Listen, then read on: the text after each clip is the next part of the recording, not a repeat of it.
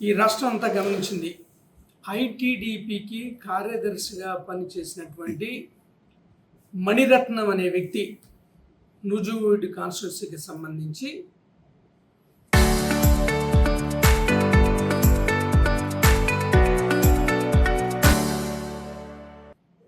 Telugu Desam party కృషికి గెలుపుకి ఎంతో కృషి చేసినటువంటి వ్యక్తి పార్టీలో జరుగుతున్నటువంటి అవినీతి పట్ల, అవాంఛనీయ సంఘటనల పట్ల, పరిస్థితుల పట్ల అతను రియాక్ట్ అయితే అతన్ని గుర్తు తెలియని వాహనం గుర్తడమే కాదు, రాడ్లతో కొట్టడమే కాదు, అతని పైనుంచి కారుని ఎక్కించి వెళ్ళిపోయింది. ప్రజలంతా రాగానే పారిపోయి వెళ్ళిపోయారు. ఇదే పరిస్థితి ఈవేళ నందిగామ కాన్స్టిట్యున్సీలో కూడా ఆ మణిరత్నం అనే అతను ఒక షెడ్యూల్ కులాలకు చెందిన వ్యక్తి. ఈవేళ ఇక్కడ నందిగామలో గత 2-3 దశాబ్దాలుగా ఎంతో క్రమశిక్షణతో, నిబద్ధతతో, కక్ష రాజకీయాలకి ఏమాత్రం తావు లేకుండా తన పార్టీకి మొక్కువోని దీక్షతో ఎంతో శ్రమించినటువంటి తోటకూర సూర్యనారాయణ, డివిఆర్ కాలనీకి చెందినటువంటి నాయకుడు. ఇతని గురించి అడిగితే ఎవరైనా చెప్తారు.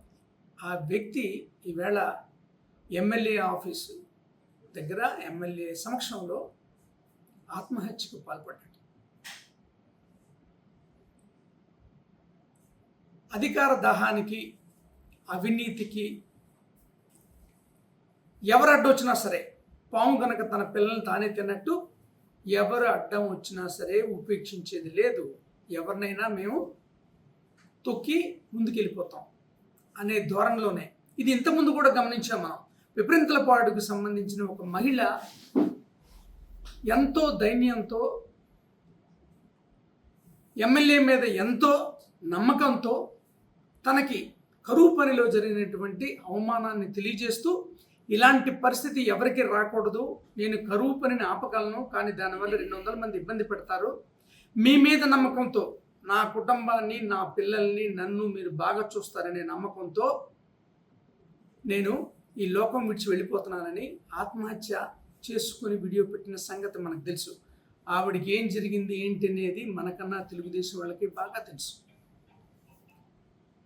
అంటే అవినీతికి కానీ, అరాచలకు కానీ, రాజకీయ పరమైనటువంటి అధికార దాహానికి కానీ పార్టీ కార్యకర్తలు పార్టీకి వెన్నంటి ఉండి ఎంతవరకైనా పార్టీ గెలుపు కోసం కృషి చేసే వాళ్ళని కూడా ఏమాత్రం ఉపేక్షించట్లే. నిర్దాక్షిణ్యంగా వాళ్ళని ఆత్మహత్యలకు పురుగొలుపుతున్నారు, లేదంటే ఇలాగ కార్లు ఎక్కించి తొక్కిస్తున్నారు. చూశారు కదా, ఒక దళిత సామాజిక వర్గానికి చెందినటువంటి ఐటీడీపీ కార్యదర్శి పైగా అతను. అలాగే ఇక్కడ ఒక బీసీ వర్గానికి చెందినటువంటి నిబద్ధత కలిగిన తోటకూర సూర్యనారాయణ. ఇతన్ని ఏ పార్టీని అడగండి, ఎంత మంచోడో చెప్తారు, ఎంత క్రమశిక్షణతో చేస్తాడో. అతన్ని కూడా ఆత్మహత్యకు పురుగొల్పారు. ఇవి పరిస్థితులు. పైగా వీళ్ళు ఏం చెప్తారో తెలుసా, గుండెపోటుతో మరణించి ప్రపంచమంతా ఎమర్జెన్సీలో, కరోనా ఎమర్జెన్సీలో ఉన్నటువంటి ఒక వ్యక్తి ప్రభుత్వానికి వ్యతిరేకంగా మాస్కులు ఇవ్వని, ప్రభుత్వ వైద్యమే సరిగ్గా లేదని మాట్లాడిన వ్యక్తిని ప్రభుత్వం ఖచ్చితంగా సస్పెండ్ చేస్తుంది కాబట్టి రూల్స్ అండ్ రెగ్యులేషన్ ప్రకారం. ఆ తర్వాత అతను సస్పెండ్ చేసిన తర్వాత అతన్ని ప్రభుత్వాన్ని వేడుకున్నాడు కూడా, నన్ను తీసుకోమని కూడా రూల్స్ ప్రకారం చేశారు.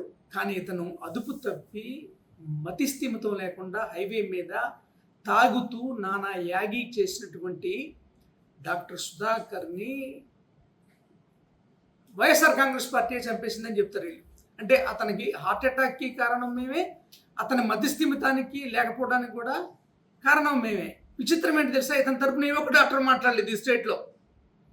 ఒక ఎమర్జెన్సీ టైంలో ఒక డాక్టర్ ఏం చేయాలో అది చేయకుండా అదుపు తప్పి మాట్లాడడమే కాకుండా మతిస్థిమితం తప్పి మాట్లాడినటువంటి వ్యక్తిని మీద ఇప్పుడు హోమ్ మినిస్టర్గా ఉన్న వాళ్ళు కంప్లైంట్ ఇస్తే సిబిఐ కూడా, కోర్టు కూడా సిబిఐ డైరెక్షన్స్ ఇచ్చింది. అప్పుడు సిబిఐ కూడా ఏం చెప్పింది, అతని మీద యాక్షన్ తీసుకోమని చెప్పింది. అతని మీద చేయి చేసుకున్నట్టు పోలీసులు అప్పటికే సస్పెండ్ చేశారు. ఇప్పుడు కూడా దాన్ని వాళ్ళు దళిత డాక్టర్ని అని చెప్తారు. మరి ఇవన్నీ ఏంటి అసలు? ప్రభుత్వానికి వ్యతిరేక కార్యకలాపాలు చేస్తూ ఒక ఎమర్జెన్సీ పీరియడ్లో ప్రభుత్వం మీద, ప్రభుత్వ వైద్యం మీద నమ్మకం తీసుకురావాల్సిన వైద్యుడు చేసినప్పుడు సస్పెండ్ చేసిన సహజం. అతని మానసిక పరిస్థితి లేదు కాబట్టి అతనే తాగి, అతనే నానా యాగి చేసి కోవిడ్ ఉల్లంఘనల్ని మొత్తం నియమాలన్నింటినీ ఉల్లంఘించి పోలీసులు అరెస్ట్ చేస్తే తప్ప అవ్వలేదు. అతన్ని హాస్పిటల్కి చేర్చి తర్వాత ఏం చేశారో అంతా తెలుసు. దాన్ని కూడా ఇప్పుడు ఉపయోగిస్తారు. వీటి మీద మీరు ఏం మాట్లాడతారు? ఒక దళిత ఐటీడీపీ కార్యదర్శి మీద దాడి చేసి కారు ఎక్కించారు. సౌమ్యక్క, నువ్వు నందిగా ఎమ్మెల్యే, నువ్వంటే నాకు చాలా అభిమానం అక్క. నిజంగా అక్క, నాకు చంద్రన్న పార్టీ అంటే తప్పించానక్క. నిన్న కూడా బియ్యం వచ్చాడంటే మీటింగ్కి నేను నా సొంత ఖర్చుతో పెట్టుకుని నేను బ్యాన్ వేసుకొని వచ్చాను. పార్టీ అంటే నాకు అంత అభిమానం అక్క. నేను సీరియస్గా తీసుకోవాలి. వాడికి ఎంత పడాలంటే వాడు ఇంకొక ఆడదాన్ని వాడి ఇంట్లో వాడి పిల్లం ఆడితే వాడి కన్నా తల్లి ఆడి ఎప్పటికీ చెప్పుకుంటావే పోవే ఎవరివే నువ్వు అని మర్యాదగా మాట్లాడండి. నేను ఒక్క మాట కొన్నా, నేను ఒక్క మాట కొన్నా పోరా అని అన్నా.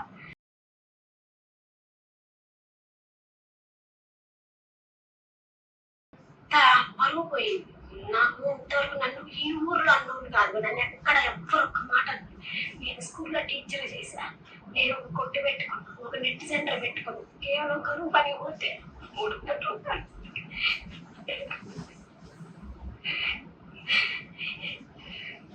నా పిల్లగాడు ఇంజనీరింగ్ చదువుతున్నాను. వాడికి డబ్బులు వస్తాయి. వాడికి నెల కొంచెం ఖర్చులకి ఇవ్వచ్చు ఉద్దేశంతో